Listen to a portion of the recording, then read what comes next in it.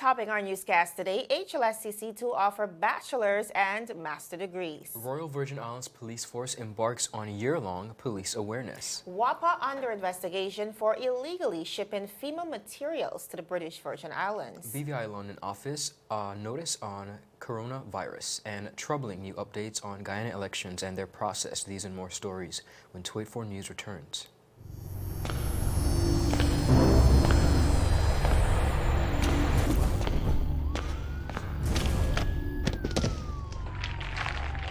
What you really running for, boss? You could have bust a hole in your head. But see with the competition, which means about to bust a hole in your pocket. I could get my modem, please. Anyhow, I got something huge to show you. I gotta be sick in your head. The whole on string bean, Tina kind of party. Check this. That's LTE1 for just about everyone. LTE2 for you and your boo. And hold on. Bam! Rate so low, you feel like you're free.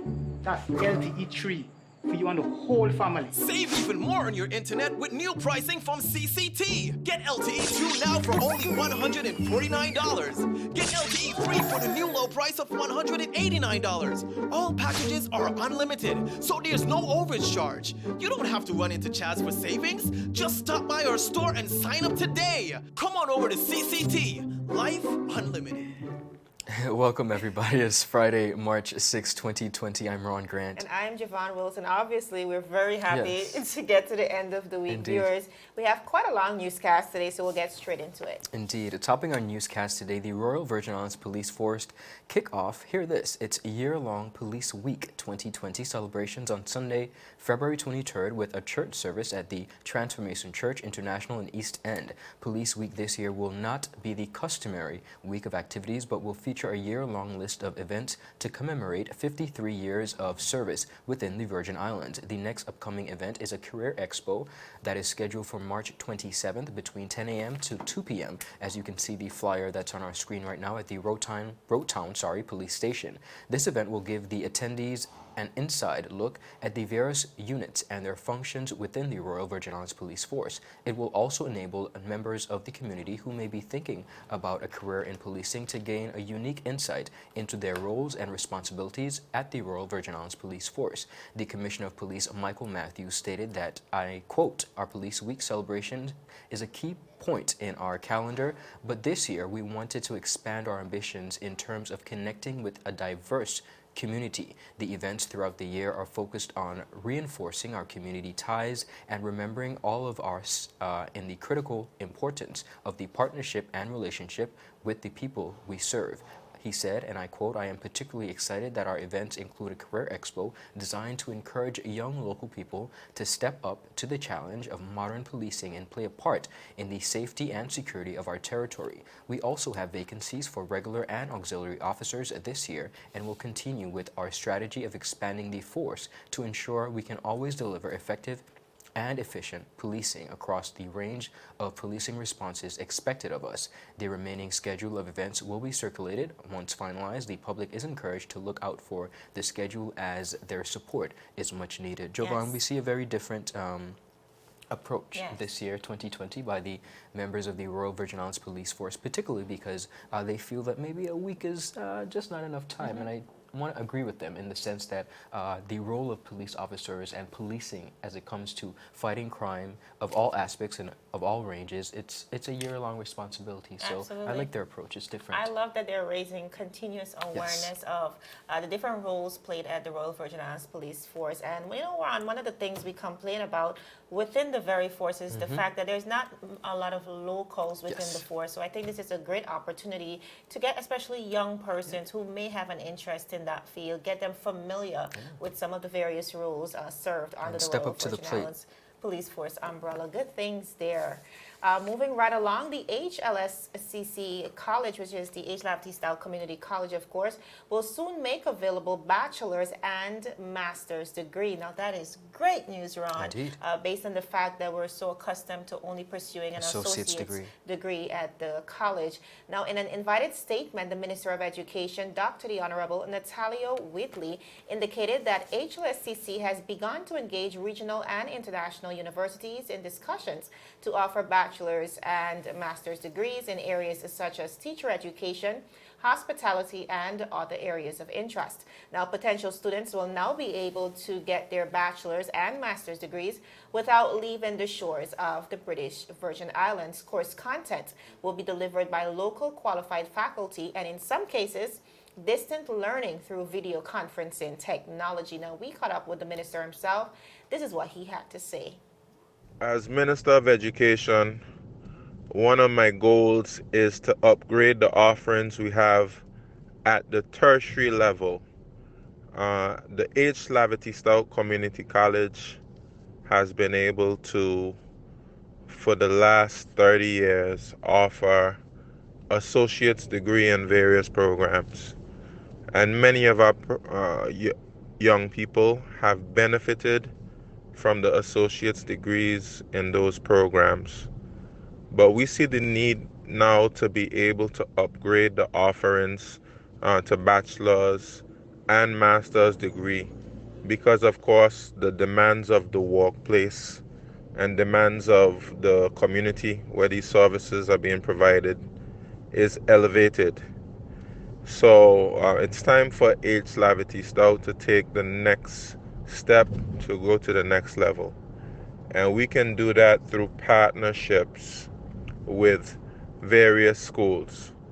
And we want to ensure that the priority areas in our economy, we're able to train persons in those areas to reduce the need to be able to import labor, that we can have specialized skills that we can develop through relationships with H. Lafferty Style Community College and past institutions around the world.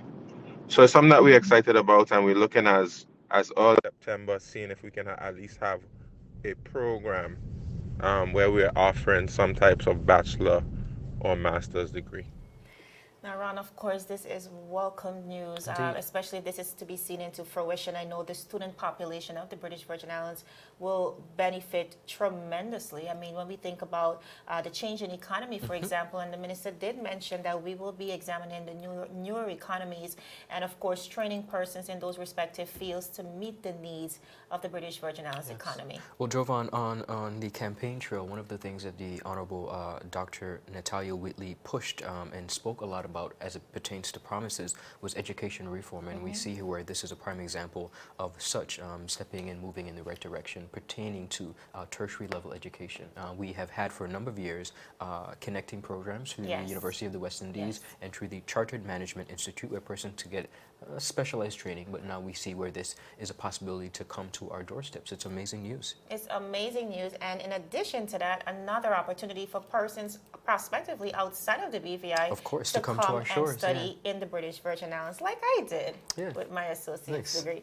Our viewers is still ahead. BVI London office notice on the COVID-19 as well as WAPA. They're under investigation for illegally shipping FEMA materials here in the British Virgin Islands, among many other allegations. We're getting into all that and more when we return. Is business slow? Cash flow down? Hosting an upcoming event? We can help. Advertise with 284 Media and take your business or event to the next level by enhancing your present marketing and messaging strategies. Allow our team of experts to create a personalized ad that sets your business apart from all the rest. This could be your business or event. So, what are you waiting for? Contact our marketing team at 284media@cctbvi.com. Advertising with us works. When you need to stay connected with friends and families at home or abroad, the best choice for you is Freedom. CCT Freedom. With the lowest rates in the market, our Freedom plan gives you unlimited calls and texting. Plus, our Freedom One package includes 10 GB gigabits of super fast, unlimited LTE data and unlimited calls to the BVI, USA, USVI, Canada, Puerto Rico, and UK lines. Why pay for overages when you can enjoy CCT freedom? Stop by at one of our stores today and speak with one of our representatives to find out more about our CCT freedom packages. Viewers, welcome back. You're watching 284 News. The British Virgin Islands London office has been closely monitoring the spread of the coronavirus in the United Kingdom and wider Europe based on the World Health Organization's declaration that the spread of the coronavirus is a public health emergency of international concern. The UK Chief Medical Officer has raised the risk to the UK from low to moderate. Acting Director of the BVI London office, Ms. Tracy Bradshaw, said, and I quote, "I encourage all British Virgin Islanders and belongers visiting, residing, or studying in the UK to monitor and adhere to the advice of the Public Health England and National Health Service England. Guidelines may be found via the following website, which is gov.uk/guidance coronavirus." The acting director added, and I quote, "If persons believe that they have symptoms of the virus or have been exposed to it, they are instructed not to visit the GP, pharmacy, or hospital, but to contact the NHS by dialing 111 and following advice on the next steps." UK-based residents and students from the British Virgin Islands are also strongly encouraged to register their contact details with the BVI London office via the student and resident section of their website at www.bvi.org.uk. Now, for any inquiries, the office may be reached by email at inquiries@bvi.org.uk or by telephone at 440-207-355-9570 during the operating hours of 9 a.m. to 5 p.m. For persons with queries relating to requirements to travel to the British Virgin Islands, please call the BVI London office or send them an email at inquiries.bvi.gov at the very same email address and phone number. In the interest of the public health, it is important that the public traffic in and out of the office is limited until the Public Health England threat is reduced. The BVI London office remains committed to supporting BVI interests and the welfare of all British Virgin Islands nationals in the UK. Jovan, we have a number of students across the Virgin Islands who have moved to the UK and are now studying, and I think the move by the London office to not only raise awareness, but to create an environment where they feel safe and they could contact for information is much needed. And we do continue to wish all our students in the United Kingdom, as well as our government officers working at the London office, best safe and healthy practices. Absolutely. You know, when we look across the world, Ron, globally, the risk is increasing. Indeed. And so we have to be very proactive in our approach. I'm very happy to see our officials on the ground over there Indeed. really alerting and raising awareness for BVI landers in that region. Viewers, we're moving across the borders in St. Thomas, the U.S. Virgin Islands. A lawsuit recently filed in the Superior Court of the Virgin Islands by an employee who has been working at the Virgin Islands Water and Power Authority for 19 years brings to the fore alleged corruption and intimidation at the utility's highest management level, and what the suit explains to be a coordinated effort to intimidate and crush any employee who dare to speak up against questionable practices and transactions at the authority. Now, the lawsuit brought against the authority by Mr. Rupert Pell alleges that Mr. Pell's determination to speak up against illegal practices made him a target at WAPA top brass Lawrence Kopta, the current executive director / CEO of the authority, Gregory Reimer, who currently serves as a special assistant to Mr. Kopfa, Julio Reimer, a former WAPA executive director / CEO, as well as Human Resources Director, Mrs. Sabrina King-Leonce, sorry. Now, the targeting led to a 2-week suspension of Mr. Pell without pay. However, after Mr. Pell appealed his case to the WAPA Governing Board, the board reinstated the pay and ordered the investigation into the matter, though the 2-week suspension, which started on February 21st, was allowed to stand. Now, 2 major matters lie at the heart of Mr. Pell's disdain. First of all, the first one involves the illegal shipment of materials provided to the U.S. Virgin Islands by FEMA being shipped to the British Virgin Islands. According to the suit, in December 2018, Mr. Pell discovered that materials sent by WAPA WAPA by FEMA following the 2017 devastating hurricanes had been shipped to Tortola. These materials were not approved for the British Virgin Islands. They were hurricane recovery supplies paid for by U.S. taxpayers, and as a result, Mr. Pell requested information as to why the supplies and materials were being shipped to the BVI and whether they had been paid for. According to the suit, he did not get a response.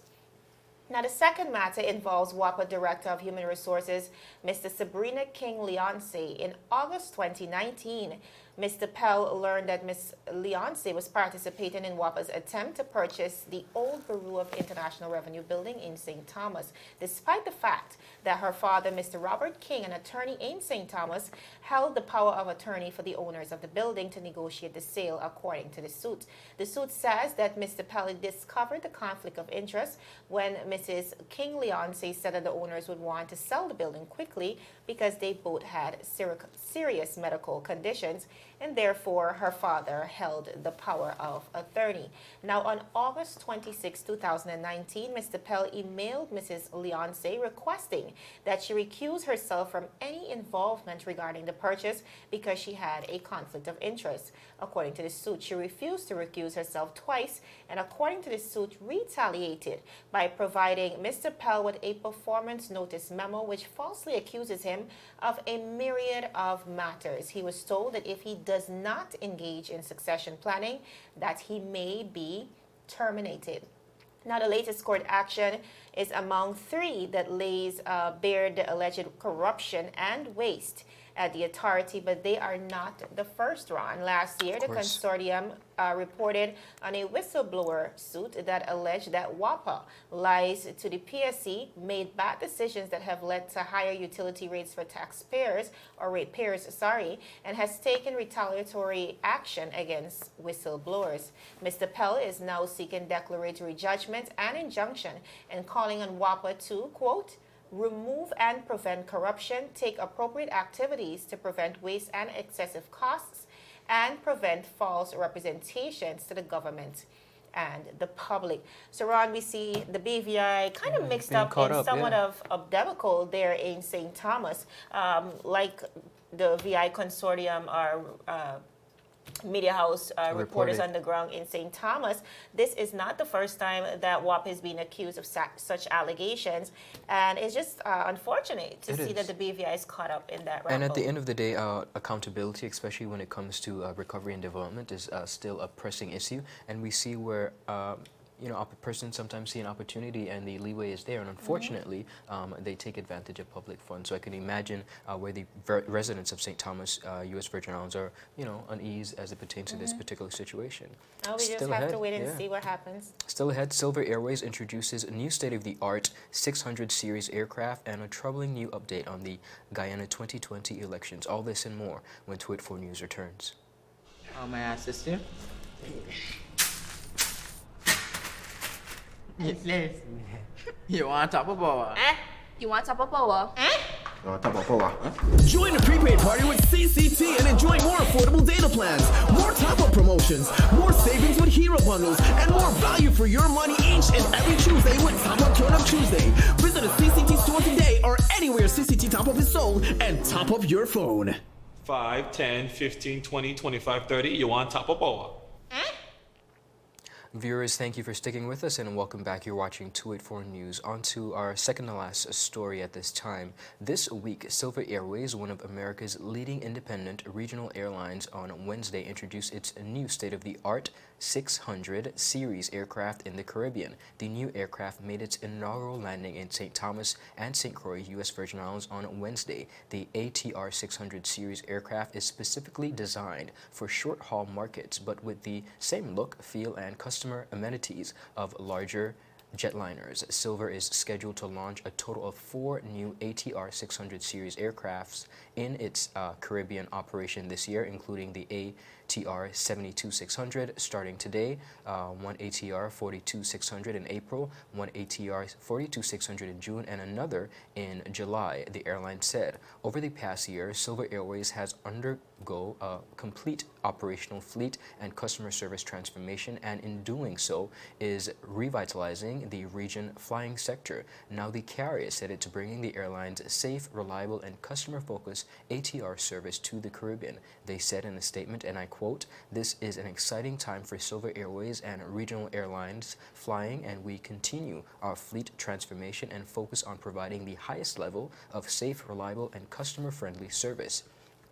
He continued by saying, starting operations of the new ATR 72-600 aircraft in the Caribbean, our San Juan getaway is another great milestone for Silver Airways. ATR, our customers, our airlines, the partners and communities we serve, and our team. Now, Silver Airways has, and they continue to interline relationships with the most of the leading airlines in the U.S. and many worldwide. The new ATRs provide superior air transportation with a level of comfort and quietness consumers are going to be pleased with the service of Silver's worldwide airline. But most importantly, we are happy to see that the inaugural flights Jovan landed this week in St. Thomas and St. Croix. It's a pink aircraft. I think you might like that. Yes, of definitely. course. So we should make some plans to check it out. All right, and you know what I really love about this? You know, we look at it as a win, yes, for St. Thomas, St. Croix, which is the U.S. Virgin Islands, but it's automatically a win for the BVI as well. We know St. Thomas, for example, to be one of the main connecting ports to and for the British Virgin Islands. So we continue to see our brothers and sisters across the borders extending their wings. Good stuff. We are on to our final story. We're following troubling reports, actually, in Guyana. The Guyana Elections Commission last evening declared results for Region 4, although the verification process was not completed. Now, viewers, just to piggyback a bit, Ron, there are 10 administrative regions in Guyana. 9 of them were declared so far. The elections was on Monday, March 2nd. Of course, it took a few days to count those votes, and we were waiting on Region 4, which happens to be the largest contingency based on what we're seeing here. Over 400,000 votes were placed. So we were waiting on that. That was declared last night, but in seemingly a fraudulent process. This, according to law, invalidates the process of transparency in the election that sees a tragic divide currently in uproar within the country, while we were just talking about that. Now, Region 4 results show that the government, which is APNU AFC, winning 136,458 votes compared to the opposition, PPP, which got 77,239 votes. Now, that's a difference of 59,219 votes, which observes the PPP's overall lead just a day ago, with all the regions declaring. Now, with all 10 administrative regions declaring their results, those results now show that APNU has 237,140 votes to PPP's 229,450 votes, with an overall lead of 7,690 votes. Now, the opposition's General Secretary, Barrett Jack Deere, who also happens to be past president of Guyana, has said that he will not accept the results because the verification process had not been completed. He also complained that based on the statements that his party has in its possession, they won the elections by more than 17,000 votes. Diplomats and foreign observers on Thursday, which is yesterday, of course, also questioned the preliminary results of Guyana's presidential election, as incumbent David Granger claimed victory and the opposition denounced fraud, setting up a showdown in the oil-rich South American nation. The ABCE diplomats did not reveal the source of the credible allegations or any other detail about the allegations, but said that they are deeply concerned about the allegations, which, according to them, may influence the results of the elections. They have since issued a call on President Granger to avoid a transition of government, which they believe would be unconstitutional, as it would be based on a, quote, on a vote tabulation process that lacked credibility and transparency. Now, the thing is, yesterday, the president announced that he will be swearing in today, Ron. Wow. which kind of sent the country into a frenzy, Frenzy, yeah. considering the discrepancies in the process yesterday. So we're not sure what is going to come out of that. Of course, we're following all the updates on the ground, and we will be bringing that to you. But some members of the other political parties, in addition to the GCOM commissioner, has been camping out outside the GCOM building to request a recount of votes, which would have needed to be requested around by 12 Correct. today. Of course, 12 noon the day after the declaration was made. This means, again, that would have been, they would have had to do that by 12 o'clock today. Yes. Clearly, that time has passed. Also, those persons are complaining that the building, ever since last night, has been shut closed, as well as the returning officer who is responsible for the recount. He is somehow nowhere to be found. Interesting. Viewers, as you can imagine, this has instigated a countrywide disgust with the electoral process, and incited quite a number of protests, as you're seeing here on the screen. Just an hour ago, Ron, we were also learning that a police officer was already stabbed, and Wow. we've seen multiple videos with persons walking around with weapons, woods. So there's basically There's a lot of unrest, a yeah. riot going on in Guyana at this moment. Sadly to say, there was also a bomb scare at the Guyana Elections Commission's building. So really troubling as we think about what's going on as a result. A lot of residents are now worried about their safety amidst all this turmoil. Now, a disputed election could derail the country's plans to use its newfound oil well to spur economic development. It would fuel long simmering ethnic tensions between the country's Afro-Guyanese and those of Indian descent, who have grown suspicious that the other is seeking to control the oil revenue. Guyana, which has a population of less than 800,000, is expected to become a major oil producer in the coming years as a consortium of companies, including ExxonMobil Corp, taps into 8 billion barrels of oils and gas off of the country's coast. Ron, this story really Troubling, very troubling very story. troubling as I reflect on what's going on back home in Guyana. I think for too many years we've seen racism, or politicians rather use racism as a tool of divide, especially around campaigning Indeed. and elections time. And I've never really seen it to this degree. There's a lot of hatred being spurred. I mean, these are our families, our friends. I come from an interracial family. My grandmother is Indian, my grandfather is African. And so it really breaks my heart to see the level of divide in the country right now. Well, one of the things, Jovan, that I find very interesting is not only is it onset for the hierarchy of the politicians themselves, but this has trickled down to the regular citizen. And what we can't, as Caribbean countries across the region, do is lose our law and order from the point of government, because the minute that is done, and the minute that takes place, we realize, like we can clearly see, the offset just trickles down and we lose control of our various countries. So it's daunting, it's upsetting, but I do wish the persons and people of Guyana the very best in this very troubling time. Definitely. Of course, we'll continue to bring you those updates right here on 284 Media. Please do stay tuned to our page as well as our website, 284media.com. For that's it for now. We are off for the week. Yeah, we are. Well, be sure again to follow us for daily news updates on 284media.com and like us on Facebook at 284media as well as 284BVI on Instagram as well as Twitter. My name is Javon Wilson. And I'm Ron Grant. We'll see you again on Tuesday, not Monday. Of course, that is Commonwealth Day. We'll be celebrating Commonwealth Day in the BVI. It's a public holiday. We encourage you to have some fun with the family, spend some time, maybe go to the beach. But whatever you do, enjoy and be safe. We'll see you on Tuesday as we deliver your daily dose of local, regional, and international content. We are 284 News, your source for honest and impartial news right here on 284 Media. Happy Friday, everybody. Bye. Happy Friday. Yes. Bye-bye. So you're saying I can ask this cat any question? The cat is connected to the computer. You just type in the question, it will read his mind.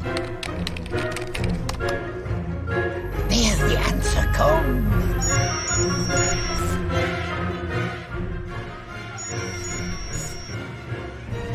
You're the man! I've been looking for this for weeks. Brilliant Hands and Minds tutoring services, one-on-one tutorials in math and English, intense homework assistance, academic enrichment, school projects, effective communication and public speaking development, sign language for adults and children on Saturdays only. Registered with the Virgin Islands High School Certificate Program, Brilliant Hands and Minds can help you too. Offering intense curriculum-based training to help you or your loved ones get their high school diploma.